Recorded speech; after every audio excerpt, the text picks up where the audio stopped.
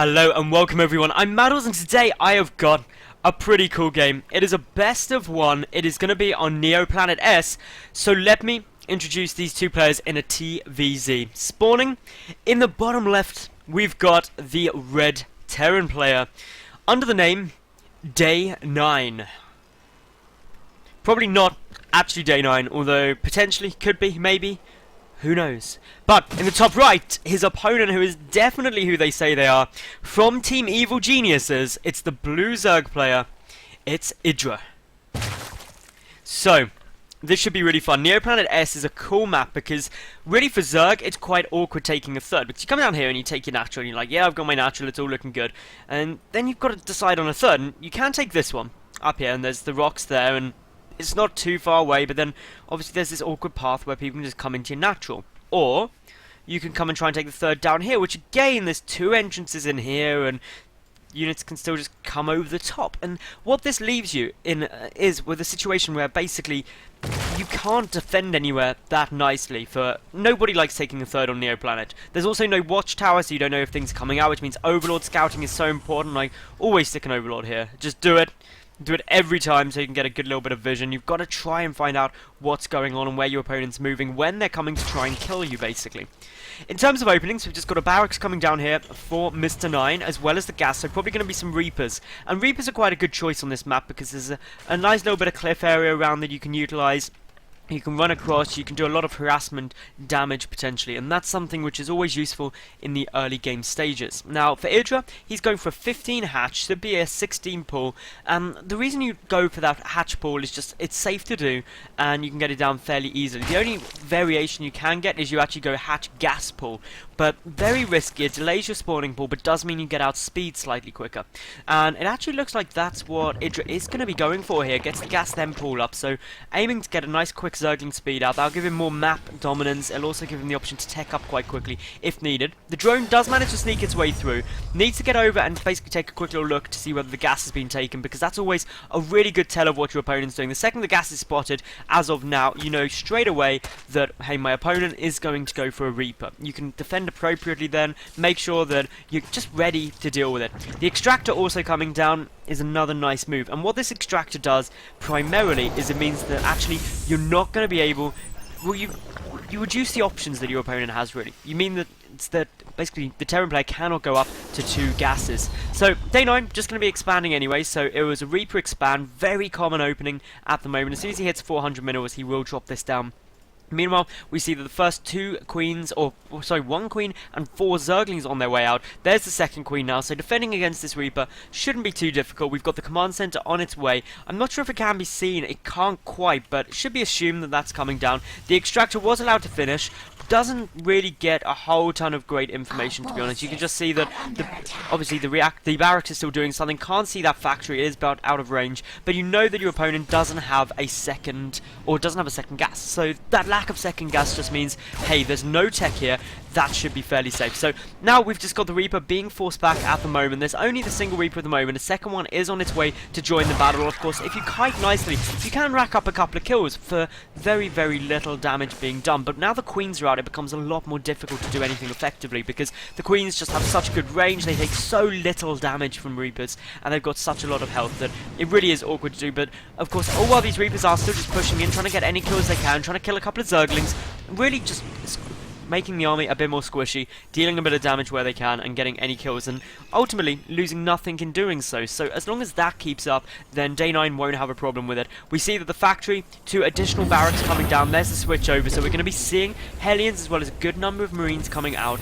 This is a very common build because the Hellions allow you to do quite a nice load of damage. The rocks getting taken down here just to prevent any misclicking coming down later.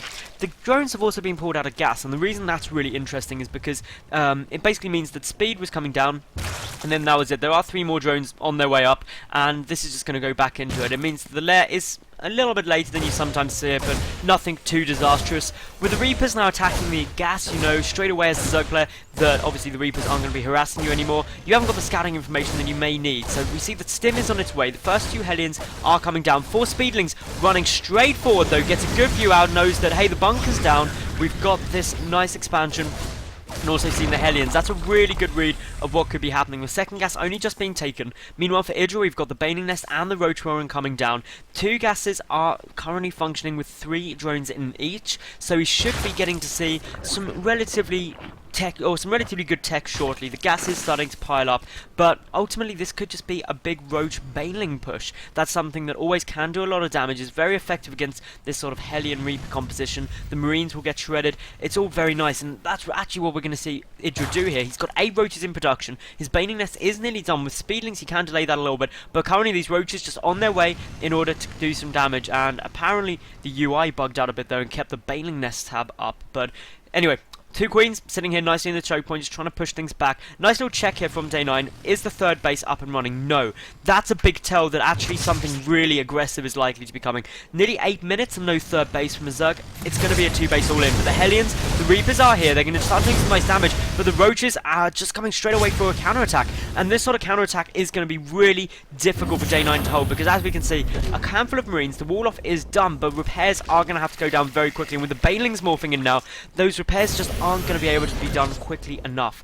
But can DayNine get some counter damage in? He's got these Hellions, he's got those Reapers. There's nothing really here to defend with other than Queens. This is ultimately a bit of an all-in. The Roach is coming up just to soak up some of the fire. The Banelings will be following this up behind. In come the SCVs, but the Banelings are about to come in and connect. There we go, some good connections going straight down. A lot of Marines do die, but streaming through now with just more and more Speedlings. They're going to be doing the damage. The Hellions trying to come in from behind are getting taken out by the Roaches. We see that a lot of Zerglings here. 6 Banelings are still running, so that means the main could also get busted. IdrA looking in a really nice spot here at the moment, and really it's going to be incredibly difficult to come back from this, because as we see, the supply depot does now go down. That means the SCVs are going to have to be pulled to make a nice little wall. They try and get the surround on all of these Roaches, but of course this just means so many SCVs are going to go down. But the good news for DayNine is he has managed to hold off for the moment. 11 workers have been killed. That takes it 30 to 45, which may not seem like a great situation, but remember, this 3rd base is only just getting taken now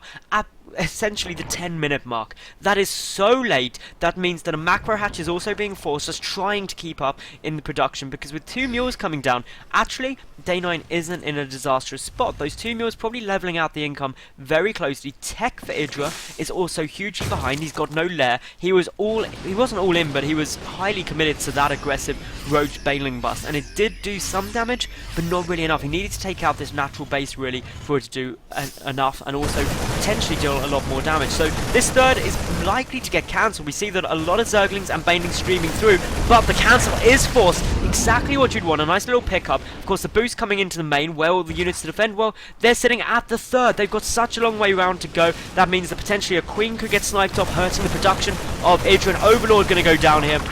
Not supply blocking, but just doing a nice little bit of damage. The Stutter Step Micro is on its way through. A quick pickup. Only a single Marine went down. And guess what? Here comes the boost back.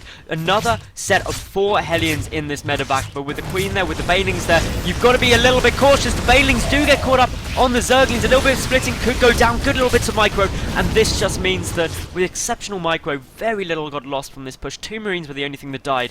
IdrA only just really a quarter of the way through his lair. His macro hatch is completed. His 3rd base, though, is half done after that cancel, but no 3rd yet for DayNine. Instead, he's just pumping out a lot of Marines for the time being. He's got a Widow Mine there just to help with defense. The 1-1 upgrades are on their way down for both players, slightly ahead for the Terran. Meanwhile, we've still got this double drop of Hellions and Marines trying to harass this 3rd, and if a cancel is forced again, that's going to put IdrA in a really bad spot. And as we see now, just kiting backwards and forwards, making sure that the Banelings can't connect, the Zerglings can't get the surround. But this is actually a lot of damage potential from so many Stim Marines, and just with the healing coming down, it's going to be really tough. There's the lift up though, just what we want to see. The Banelings do not manage to connect, a couple more units died, but look at how low this hatchery is, 220 health on it. That's not really enough to survive another drop, so that just basically means IdrA, he's got to spend so much time defending this, he's got to be so cautious moving out, because if he does move out and loses this 3rd, then ultimately the Terran is going to get so far ahead. The Hellions just poking up, doing a little bit of damage, getting into a tight little choke. The Banelings do get destroyed, very good focus fire, but way too many Zerglings. But for the moment, the lift up is forced, and yeah, just still the aggression coming on. We've got more Banelings and morphing. We've got a single Reaper coming into the main base. Gonna just get a little scout out here. May try and kill a drone or two, but probably won't be able to with the Queen defending it. More drops still coming down. This is just keeping IdrA pinned back. Meanwhile, a drop also coming down at the natural base. A lot of drones are dying here. This is really not good for IdrA. We see the Rotoran taking a bit of fire, but with so many links getting pulled back, this double drop will have to retreat most likely. Just making sure that the best position is maintained behind those middle lines, engaging so cost effectively. The Zerglings can't really get a good angle of attack. They can't get a good surface area, and that's what they so desperately need. And all of this is just forcing more Zerglings out, more damage being done, and IdrA just leaves the game there. He needed some Banelings so badly. But yes, congratulations to DayNine if it was the real DayNine. That was always good to see. IdrA, he put so much of a commitment and emphasis on that Roach Baneling bus, and it just did not do enough damage. So everyone, I hope you enjoyed the cast. I'm Madals, of course. If you liked the video, like it, leave a cool comment, and of course subscribe. I get new games up every single day of the week, and I hope to see each and every one of you tomorrow for yet another new cast. Bye for now.